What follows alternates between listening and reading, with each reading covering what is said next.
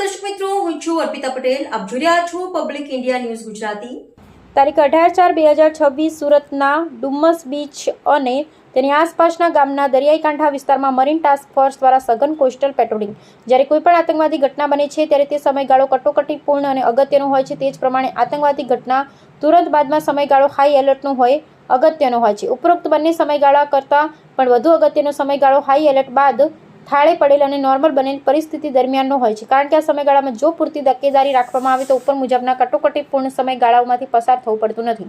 આ બાબતે ધ્યાન લઈ ડુમ્મસ બીચ દરિયાકાંઠા વિસ્તારમાં મરીન ટાસ્ક ફોર્સના એડીજીપી શ્રી અમિત વિશ્વકર્મા સાહેબ અને ડીઆઈજીપી શ્રી એમ મુનિયા સાહેબ તેમજ એસપી શ્રી એચ પરમારના માર્ગદર્શન હેઠળ મરીન સેક્ટર હજીરાના police inspector Shri M Jambukiya અને અન્ય અધિકારી મરીન કમાન્ડો દ્વારા અલગ અલગ ટીમો બનાવી તારીખ 18/4/2026ના રોજ ડુમ્મસ બીચ અને તેની આસપાસના દરિયાકાંઠા વિસ્તારમાં સઘન કોસ્ટલ પેટ્રોલિંગ કરવામાં આવેલ. આ સઘન કોસ્ટલ પેટ્રોલિંગ દરમિયાન મરીન કમાન્ડોની અલગ અલગ ટીમો દ્વારા શંકાસ્પદ ઈસમો, શંકાસ્પદ બોટો તેમજ અવાવરૂ જગ્યાઓનું ચેકિંગ હાથ ધરવામાં આવેલ હતું.